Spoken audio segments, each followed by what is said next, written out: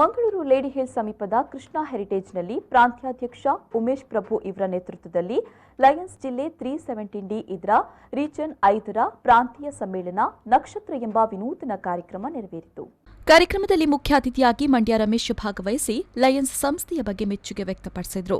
ಕಾರ್ಯಕ್ರಮದಲ್ಲಿ ಸಂಗೀತ ಕ್ಷೇತ್ರದಲ್ಲಿ ವಿಶೇಷ ಸಾಧನೆ ಕೈದ ಡಾ ವೈಷ್ಣವಿ ಕಿಣ್ಣಿ ಹಾಗೂ ಸಂಸ್ಕೃತ ಭಾಷೆಯಲ್ಲಿ ವಿಶೇಷ ಸಾಧನೆ ಮಾಡಿದ ಶಾಂತಲಾ ಇವರನ್ನ ಸನ್ಮಾನಿಸಿ ಗೌರವಿಸಲಾಯಿತು.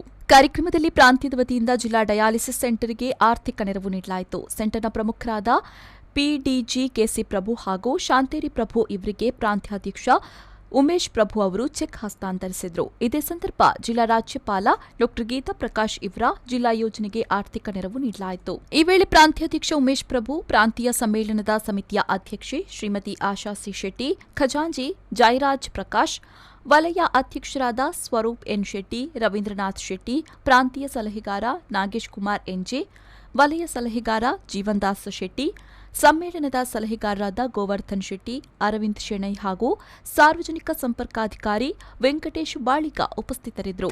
ನಿನ್ನೆಟ್ ಟೆಲಿಸ್ ಹಾಗೂ ವಿಲ್ಸನ್ ಕಾರ್ಯಕ್ರಮ ನಿರೂಪಿಸಿದರು. ಪ್ರಾಂತೀಯ ಸಮ್ಮೇಳನದ ಸಮಿತಿಯ ಕಾರ್ಯದರ್ಶಿ ಸೈಮನ್ ಲೋಬೋ ವಂದಿಸಿದರು.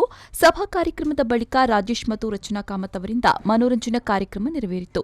ಬ್ಯೂರೋ ರಿಪೋರ್ಟ್ ವಿ4 ನ್ಯೂಸ್ ಮಂಗಳೂರು.